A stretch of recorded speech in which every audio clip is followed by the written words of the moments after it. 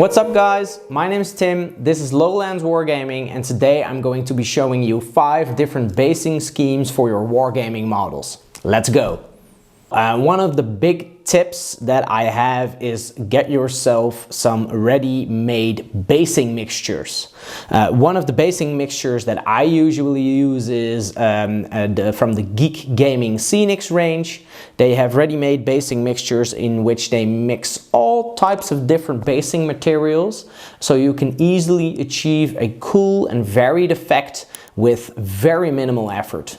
From then on, it's just basically a challenge on positioning certain materials or rocks or different items on the base in a way that it looks interesting, but the basic technique is very easy. Get a base. You can usually get away with not even painting the base in a certain brown color for a sand effect, but if you want to do so, you can. And then you can either choose to sort of provide a ground layer. What I usually use in my basing is a texture paint. This is AK neutral texture for rough terrain. It's a basic white texture paint that I paint on all my bases. That I paint or spray brown for the earth color, and then I use the ready-made basing mixture. For the ready-made basing mixture, you need to have a certain type of glue. You can try and get away with PVA glue, so that's regular wood glue, but what I would recommend is a basing glue. Different type of companies have this sort of glue, but what I use is the Geek Gaming Scenics fast drying basing glue. It's more of a sticky basing glue that stays sticky once it has dried up, so it makes sure that all your materials keep getting stuck to the bases and not fall off. So as you can see on the board in front of me, there are a lot of different shapes and sizes to the materials mixed together. What can happen, and what sometimes will happen, that the smaller materials get stuck to your bases, but the larger materials fall off because they don't have enough surface to stick to. So what I tend to do is first look for interesting shapes in the tub of basing mix, or I get my own small rocks or things. I get my tweezers out, and then I select the large rocks that I want to use for my base in the tub. I use the tweezers to pick it up, and I manually put the larger rocks on the base first. Once I have done so, then I am ready to dip the base through the basing mixture, or I sprinkle it on, depending on the type of mixture. And then you have your base ready mix done, and a big part of the scheme is finished. What you want to do to finish the basing is that you can add grass tufts. We have a whole variety of grass tufts right here.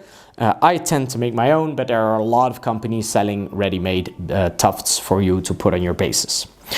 Once you've done so, you're pretty much done. And you have a very cool, very thematic base for either your elven armies, maybe a Rohan type of army, which is more of like a wasteland or a patchy plains type of feel, whereas the elves usually have more of a dense foresty feel. That's one way to base your models, but another way is to go for a more autumn type of vibe. I have done so with my Lake Town models, which have different types of small leaves in yellow and red color sprinkled in, plus a few other types of leaves and a few puddles as well, because they're still Lake Town, so I thought a bit of water texture might be fitting. The last step you want to take is use a mixture or product for your water effects. I tend to stay away from resin for bases because it's a bit more messy. I really fell in love with this material, the AK Puddles bottle, because it already has some sort of a puddle type of color to it. It's a bit more murky. You can just put a little bit on your base, have it dry out, and then it's basically just a sort of a plasticky feel that it has.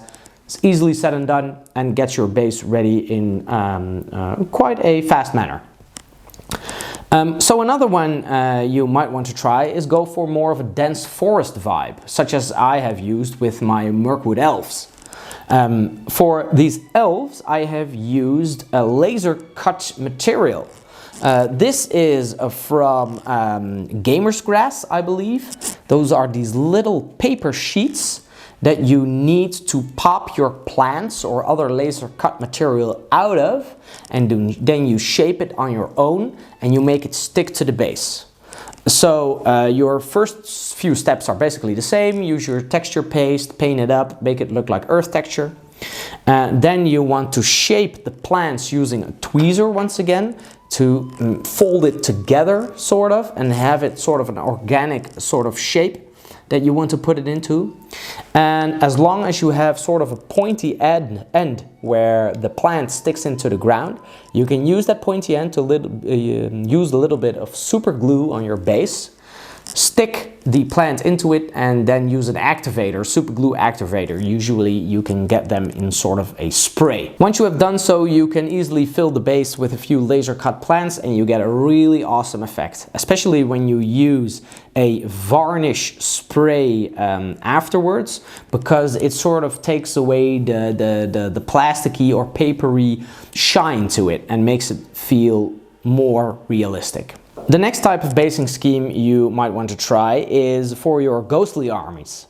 I have done so here with my Isildur model to represent when he is wearing the One Ring, but you can most likely use this type of scheme in your Army of the Dead models, for instance. This is a really easy scheme. There's nothing special to it. You want to stick your basic materials to the base. Once again, maybe a texture paste, maybe a rock or two, whatever. Prime it, give it a base color of brown, or any type of color that you want for your earth texture. Paint up the rocks, maybe a gray.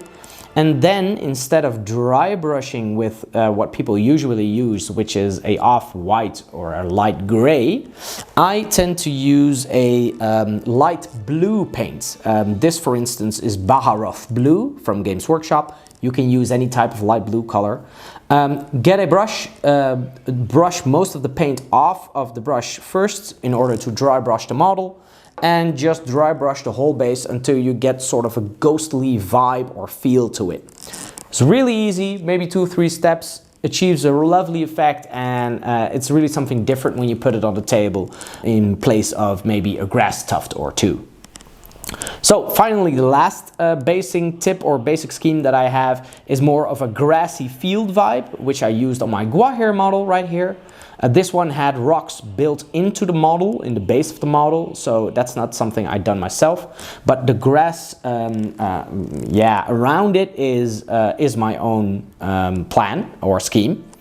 For this, I tend to use the products of Woodland Scenics. They have beautiful grass tufts, or no, I should say a foam flock, grass foam flock, which is this very fine material that you can use to sprinkle over your bases.